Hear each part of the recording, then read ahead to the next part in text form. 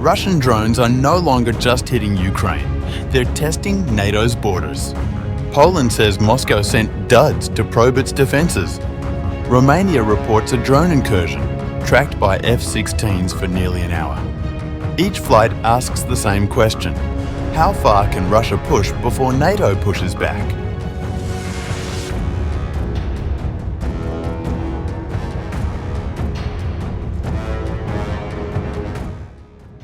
Romania says a Russian drone violated its airspace during weekend strikes on Ukraine, marking the second time in days that a NATO member has reported such an incident.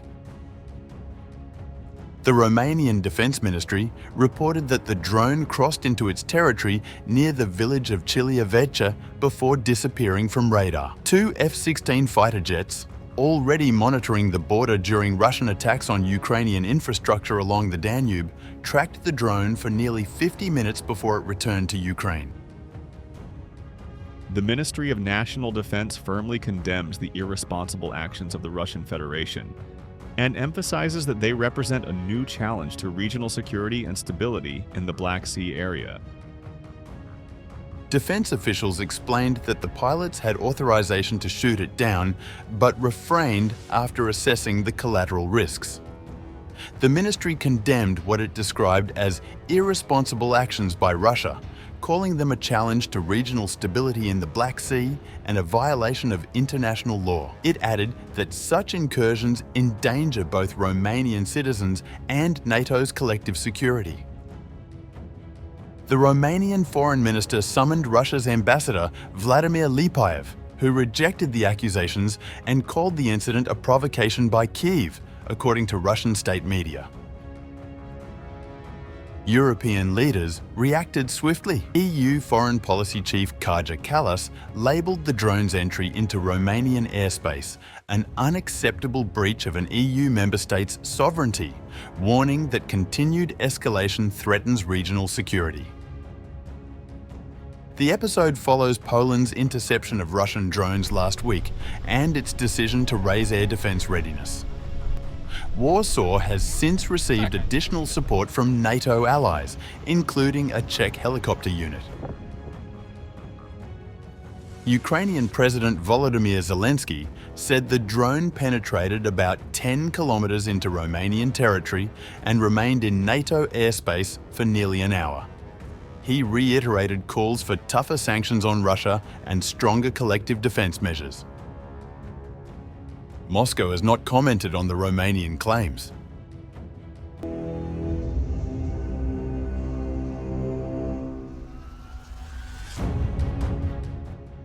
Poland and Romania have both accused Russia of drone incursions into their airspace, incidents that are sharpening concerns across NATO's eastern flank.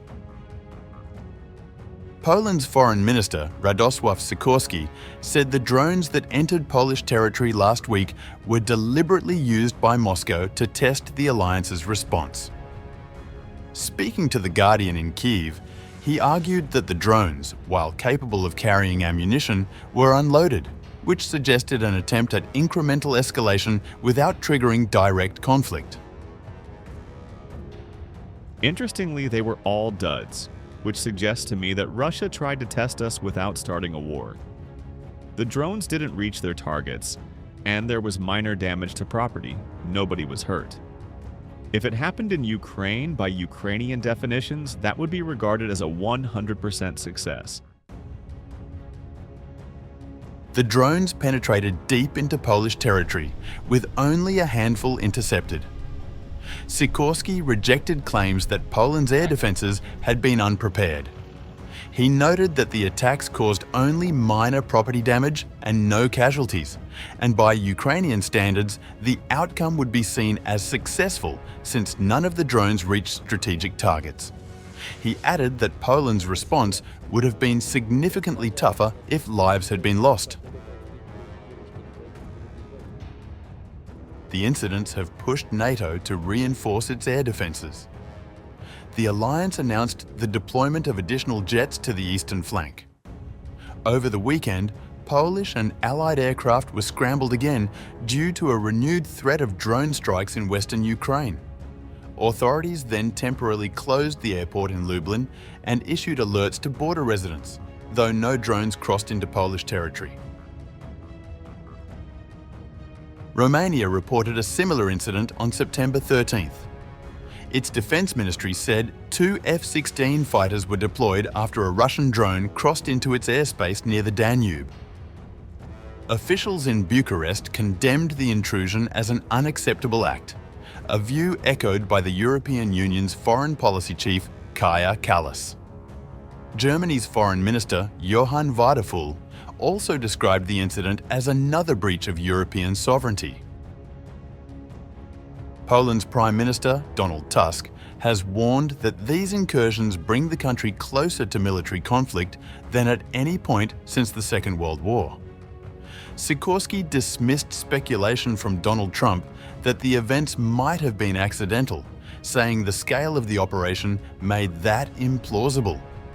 He added that Poland would draw on Ukrainian expertise, with Ukrainian operators set to train Polish anti-drone teams at a NATO center inside Poland. The remarks came during an international conference in Kyiv that gathered senior Ukrainian officials and foreign policymakers. Former US National Security Advisor Keith Kellogg, serving as Donald Trump's envoy, told the gathering that the American president had grown increasingly frustrated with Vladimir Putin. But he cautioned European allies not to push Trump too hard, warning that the president reacts badly when he feels cornered.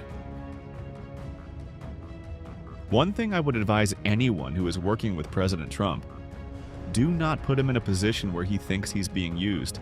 That is probably the worst place you can be with him. Sikorski said he hoped Trump could one day be recognized for securing what he called a fair peace in Ukraine, defined as defensible borders and integration with the West. He stressed, however, that such judgments would be based on results, not style. European leaders also discussed future security guarantees for Ukraine. Some suggested NATO-like commitments even without full membership, while others raised the possibility of international forces stationed on Ukrainian soil. Sikorski urged caution, warning against promises that might lack credibility if not backed by the willingness to act.